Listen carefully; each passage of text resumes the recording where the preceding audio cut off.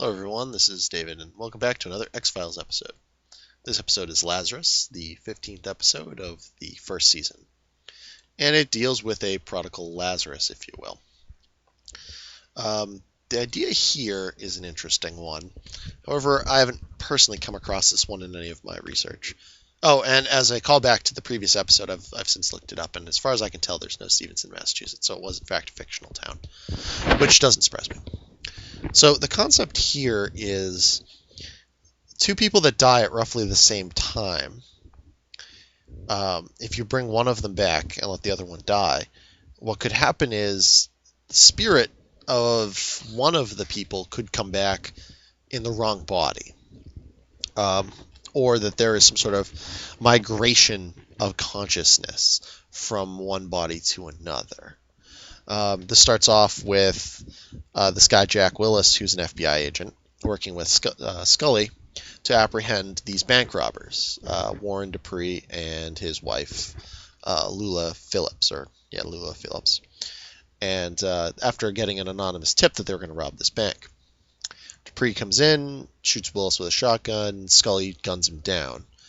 Dupree dies, but Willis is revived after Scully goes over the top, basically, with the procedure to revive him. The doctors want to call it, but she won't take that for an answer. Her and Willis going very far back in terms of history. This is another Scully-centric episode. After a little while, Willis eventually wakes up. He finds Dupree's body, cuts off the fingers, takes the ring off of his ring finger, and leaves. They find the body's been mutilated. They find that a little strange, and Scully and Mulder sit down and talk about Willis and how he'd been obsessing over this case for a while, because it's been going on for a long time.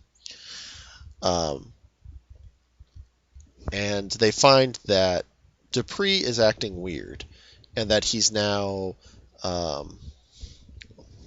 writing things with his left hand. He's doing very strange things. He just walked out of the hospital after waking up after several days, and no one's seen him. So Mulder naturally is going, oh, something's up, so he starts looking into it, and he believes that a migration of consciousness happened, where Dupree is now in Willis's body. This is, of course, what actually happened, maybe, but we have to follow the agents as they go through the episode. So Dupree goes to Lula's brother and basically kills him Willis goes there because he thinks that the brother is the one who tipped off the FBI to the bank robbery. And after a while, they investigate, and evidence is being removed from the scene, and Scully's kind of skeptical because she doesn't want to believe that someone else is in her friend's body, but still there's some strange stuff going on. And eventually what ends up happening is Mulder gets more and more convinced of this. He even gives Willis a birthday card to sign for Scully, which he signs with his left hand, and he gives to Mulder, even though Scully and Willis are old friends and they have the same birthday, and it's not Scully's birthday. So that's a little strange. But still, Scully's like, well, it's just, weird stuff going on. Eventually what ends up happening is Willis and Lula eventually meet back up. Willis convinces her that it is in fact Dupree, not Willis, in a new body, and they capture Scully when she comes looking for him. Dupree doesn't realize that Willis is diabetic, and he's been drinking soda, so he starts going into diabetic shock because he doesn't have insulin.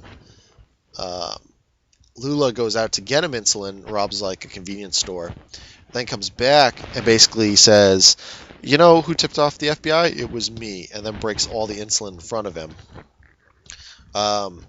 Meanwhile, the FBI had been going door to door, pretending to be Bible salesmen, trying to find them, because Mulder figured out roughly where they were based on the call that Phillips had done. She basically was ransoming off Scully for $1 million. And so they find out where they are, and Scully eventually convinces Willis Dupree that he is Willis, and he pretends to be dead after being in diabetic coma, and Phyllis comes in, and she's going to do something to Scully. Willis gets up, basically takes out Phillips, and they get Scully out of there. Phillips and Willis both die, if I remember correctly. And the episode kind of ends. Scully's going through Willis's possessions, and she finds that the watch that he gave him stopped at 6:47, which is the moment he died at the bank shooting, which stands up with what Mulder was saying, that if something like this was going to happen, there'd be a large energy discharge and it would cause a watch to stop around the person. Because they talked to a guy earlier that it had happened to. Suffice to say, I'm not really a big fan of this episode. It's okay. I mean, I'm going to give it 4 out of 10. It's below average. It's not bad. It's just not... it's just a little bit below par, in my opinion. Again, this is a Monster of the Week. Has nothing to do with the myth arc.